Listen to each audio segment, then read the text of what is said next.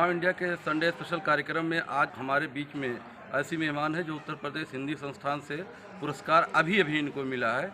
हम इनका हार्दिक स्वागत करते हैं। इनका नाम है रेणु द्विवेदी जी।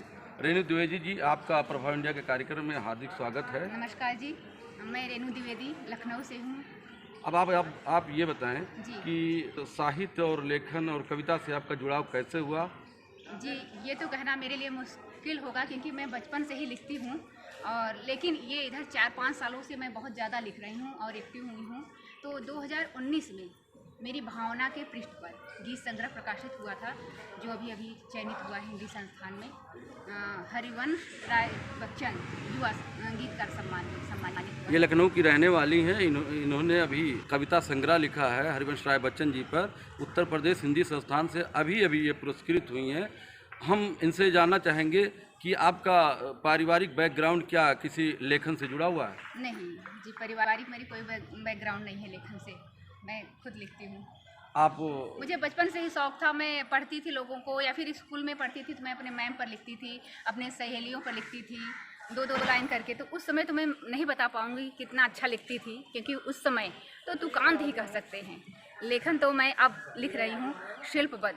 नहीं, आप अपने बारे में ये बताएं कि अभी तक जो आपने ये सफलता, बहुत बड़ी सफलता है, यूपी से आप बड़ी सफलता आप पाई हैं। एक महिला होकर यहाँ पर पहुँची हुई हैं। सरकार जो है महिलाओं के ऊपर बहुत अच्छा काम भी करती है। आप पहला काव्य या पहला लेखन आपने कब शुरू किया? इधर तो मुझे लग रहा है कि मैं 15-15 में लिखना इधर फिर से शुरू की हूँ, क्योंकि मेरी शादी जल्दी हो गई थी। मैं सोनभद्र की रहने वाली हूँ, तो ऐसी कोई बात नहीं है कि हम लोग कोई गरीब परिवार से या फिर मीडियम परिवार से थे। परिवार मेरी फैमिली बैकग्राउंड बहुत अच्छा है, लेकिन उधर शादियाँ अभी भी बहुत जल्दी हो जाती हैं। तो मेरी शादी बहुत जल्दी हो गई थी, मेरी पढ़ाई भी पूरी नहीं हुई थी। उसके बाद फिर बच्चे हो गए तो मेरा लेखन भी छूट गया, लेकिन मैंने पढ़ाई जारी रखा अपना। तो पढ़ाई पूरा किया और फिर लेखन छूट गया। पारिवारिक जिम्मेदारी तो आप जानते ही हैं। अब थोड़े बच्चे बड़े हो गए हैं तो मैंने लिखना फिर से शुरू। आप अपने बारे में ये कुछ बताएं कि कोई चीज़ ऐसी छूट गई है जो आप बताना चाहते हैं, क्योंकि आप एक रोल मॉडल के रूप में जल्दी ही साबित होने जा रही हैं, क्योंकि आप एक बहुत बड़ा पुरस्कार पाई हुई हैं।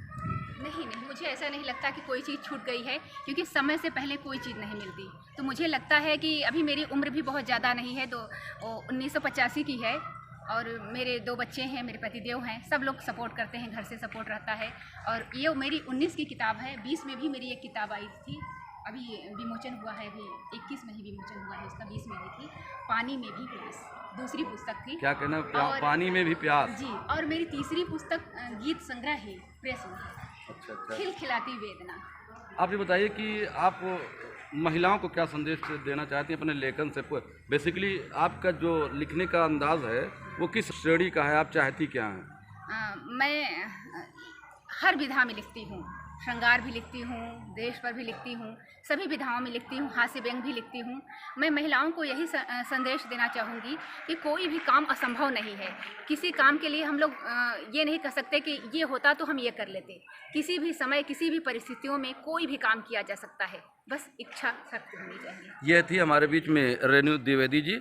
इन्होंने अभी उत्तर प्रदेश हिंदी संस्थान से पुरस्कार पाया है। अगले हफ्ते किसी और नई शख्सियत के साथ, तब तक देखते रहिए प्रभाव इंडिया। धन्यवाद।